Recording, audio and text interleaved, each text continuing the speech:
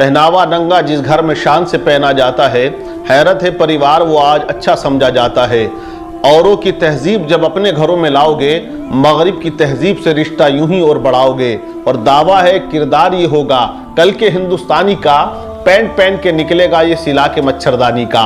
वक्त तो दौर ऐसा भी आने वाला है, पैंटें ज़्यादातर फट चुकी हैं। लेकिन मैं बात करूंगा हाई कोर्ट के उस फैसले की जिसमें यह कहा गया कि पर्दा इस्लाम का कोई रुख नहीं है या इस्लाम में ज़रूरी और लाजमी नहीं है। हालांकि जिन लोगों ने फैसला दिया हाई कोर्ट, कर्नाटक की हाई कोर्ट ने, उनको या तो ये इल्म नहीं है, ये एजुकेशन उनके पास नहीं है कि इस्लाम के अंदर पर्दे का क्या एहतमाम और इंतज़ाम हुआ करता है।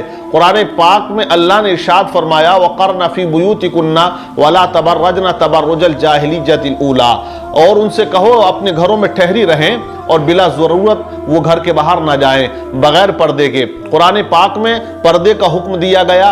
अल्लाह तबारक व तआला ने और भी मकामात पर इरशाद फरमाया या अय्युहन नबिय्यु कुल लिअज़वाजिका व बनातिका व निसाइल मुअमिनीना युदनीना अलैहिन्ना मिन जलाबिबिहिन्न, ए नबी अपनी बीवियों और अपनी साहबजादियों से कह दो जब वो बाहर जाएं तो अपने चादर को वो जरा खींच लिया करें, यानी पर्दे का एहतमाम करें, बगैर पर्दे के वो बाहर ना जाए। तो औरत के लिए इस्लाम में पर्दा फर्ज है। हालांकि ऑर्डर आ गया, फैसला आ गया, वो किस बुनियाद पर आया, किस तरह उन्होंने दिया, ये वो जानते हैं। लेकिन इस तरह से कह देना किसी भी मजहब के लिए ये बिल्कुल दुरुस्त और ये जायज़ बात नहीं है।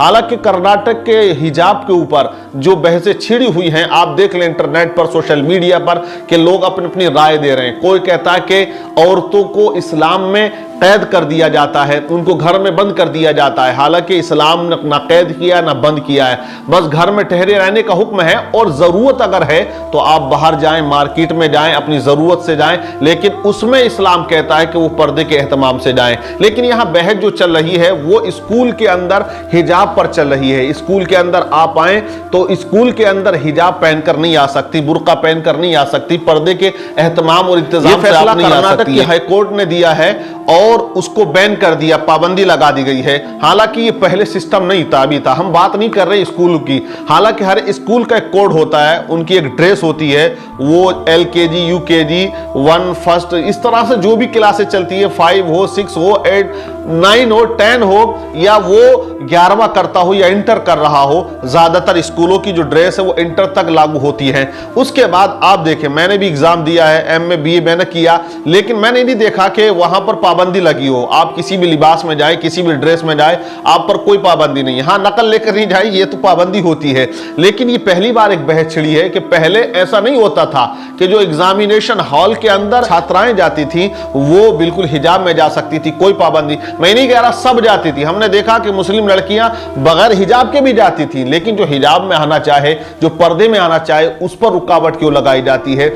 हम हर स्कूल के अलग ड्रेस होती है, ये बात सही है, लेकिन बात जो चल रही है वो ऊंची उच्च स्तर की जो तालीम है, MA है, BA है, BSc है, जो लड़के लड़कियां करना चाहते हैं, तो जो लड़कियां बापर्दा होकर जाना चाहती हैं एग्जाम देने के लिए, कॉलेज के अंदर हाजिरी लगाने के लिए या वो तालीम हासिल करने के लिए, तो उन पर ये पाबंदियां पहले नहीं थी। लेकिन ये एक बहस चल गई और राजनीति मुद्दा ये बन गया है। अभी जब UP चुनाव था, पंजाब चुनाव था, उत्तराखंड चुनाव था, गोवा और मणिपुर का चुनाव था, तब भी ये मुद्दा बहुत गरमाया और चला और फैसले का इंतजार करने लगे। फैसला आ गया तो इस्लाम ने पर्दे का हुक्म सभी औरतों को दिया है, एक को नहीं दिया। वो छात्राएं हो, घर में रहने वाली हो, मार्केट जाने वाली हो, बाजार में जाने वाली हो। हालांकि औरतें बहुत ज्यादा जाती है, बेपर्दा भी जाती है, पर्दे में भी जाती है। ये अपने अपने घर का एक सिस्टम होता है, अपने अपने घर का एक कल्चर होता है। लेकिन इस्लाम ने सबके लिए ये हुक्म किया है, जो अमल करेगा वो इस्लाम को फॉलो करेगा, सवाब पाएगा, जो नहीं करेगा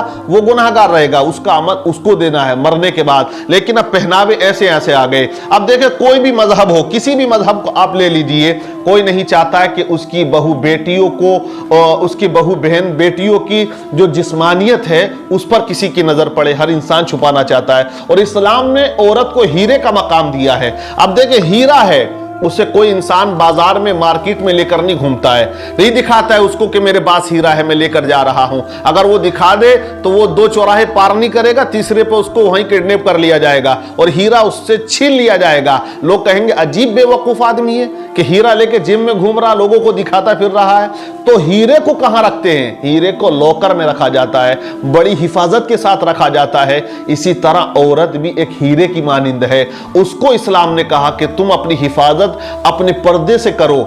जब तुम पर्दे के एहतमाम से और इंतजाम से जाओगी तो लोगों की नजरों से तुम बच जाओगी। तुम्हारे जिस्म की जो जिस्मानियत है, जो बनावट है, वो छुपेगी। तो लोगों के दिमाग में ख्यालात जो गलत आते हैं वो नहीं आएंगे, वसवसे नहीं आएंगे, तुम्हारे बारे में वो सोचेगा नहीं। लेकिन आज जो लड़कियां बेपर्दा जाती हैं, अपने जिस्म की नुमाइश करते हुए जाती हैं, वो हिंदू हो, सिख हो, कोई किसी भी मजहब का हो, जब वो देखता है तो आप बताएं कि वसवसे आते नहीं आते? आते हैं लोगों के ख्याल में। लोग उसे बार बार नजर भर के देखते हैं, बुरी नजरों से देखते हैं, हकारत से देखते हैं, और उसके जिस्म की जो जिस्मानियत है उसे बार बार नजर भर के देखते हैं। वो चाहे एजिड क्यों ना हो, बूढ़ों को हमने देखा वो नजर भर के देखते हैं, हालांकि बुढ़ापा आ गया, वैलिडिटी समाप्त है, लेकिन फिर भी वो देख रहा है।